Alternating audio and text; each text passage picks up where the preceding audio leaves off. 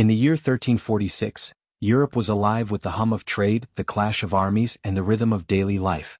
Merchants filled marketplaces, nobles plotted ambitions, and peasants tilled the soil, unaware that a shadow was creeping across the land. From the distant steppes of Central Asia, carried along the arteries of commerce, a silent invader was on the move. It was not an army, nor a king, nor a creed. It was death itself, born on the backs of rats, hidden in the bite of fleas, destined to change the course of human history forever. The Black Death. A name whispered with dread, though at first no one knew what it was. In the trading posts of the Silk Road, caravans carried silks, spices, and precious stones. But among these treasures lurked something unseen, a bacterium Yersinia pestis, thriving in the blood of rodents, waiting for its chance to leap into human veins.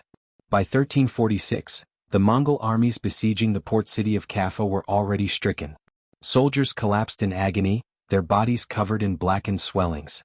In desperation, the Mongols catapulted corpses of the dead over the city walls, a grotesque act of war that became one of the earliest examples of biological warfare. The defenders fled, boarding ships bound for Europe, carrying not only tales of horror but the seeds of a pandemic. When those ships docked in Messina, Sicily, the plague had arrived. Within days the city was overwhelmed. Men and women fell in the streets, their bodies racked with fever, their lymph nodes swelling into grotesque buboes. Panic spread faster than the disease itself. Families abandoned homes, priests refused last rites, and physicians, powerless and terrified, fled from their patients. From Sicily, it spread northward, carried by ships to Genoa, Venice, and Pisa.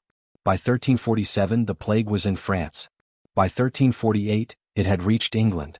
No wall, no army, no prayer could stop it.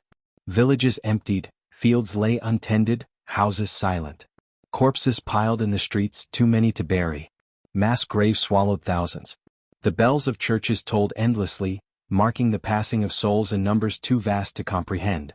The symptoms were cruel and unmistakable. Fever struck suddenly, followed by chills and weakness. Then came the swellings, the buboes, black lumps in the groin, armpits and neck. The skin darkened, mottled with bruises and necrosis, giving the plague its name, the Black Death. Victims coughed blood, their lungs filling with fluid. Within days, sometimes hours, death claimed them. Once the first signs appeared, survival was almost impossible. Fear gripped the continent. People searched desperately for explanations. Some believed it was divine punishment, the wrath of God upon a sinful world. Others blamed the stars, claiming the alignment of planets had poisoned the air.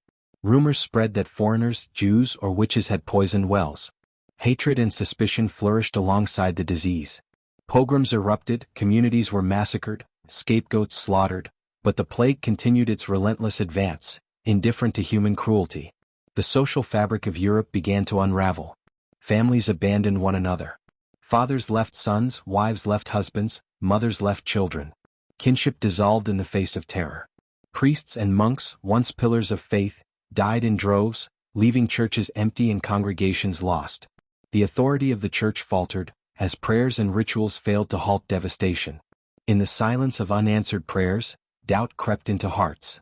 By 1349 the plague had reached the heart of Europe. Paris, London, Cologne, and countless towns and villages were consumed. In London alone, tens of thousands perished, their bodies carted to pits outside the walls. In Paris, the dead lay so thick that the living could scarcely move through the streets. In Germany, entire communities vanished.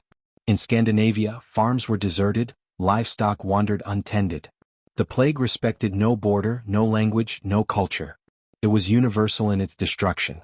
The mortality was staggering. Historians estimate that between 1/3 and 1/2 of Europe's population perished in just a few years. From a continent of roughly 80 million, perhaps 40 million were dead. Villages ceased to exist. Cities shrank to shadows of their former selves. Fields lay fallow, harvests rotted, and famine followed pestilence. The very structure of society trembled under the weight of so much death. Yet, amid the horror there were those who sought meaning. Flagellants marched through towns, whipping themselves in penance, believing that self-inflicted suffering might appease God's anger. Others turned to indulgence, feasting and drinking, convinced that life was short and must be savored before death arrived. Some fled to the countryside, hoping isolation would save them. Few succeeded. By 1351, the wave of death began to recede, though outbreaks continued for years. The survivors emerged into a changed world. Labor was scarce, wages rose, and the rigid hierarchies of feudalism began to crack. The church, weakened by its failure to protect, faced growing skepticism. Art and literature turned darker, obsessed with death and decay. The memory of the plague lingered, shaping generations to come. The Black Death was more than a disease. It was a turning point in history. It reshaped economies, societies, and beliefs. It revealed the fragility of human life and the limits of human understanding. Between 1346 and 1353, Europe learned that lesson in the most brutal way imaginable. And so, the story of the Black Death begins not only with the arrival of a plague but with the unraveling of a world. A world that believed itself secure, suddenly confronted with mortality on a scale it had never known. A world forced to reckon with fear, faith, and survival. This was the age of pestilence, the age of despair, the age when death itself walked openly among the living.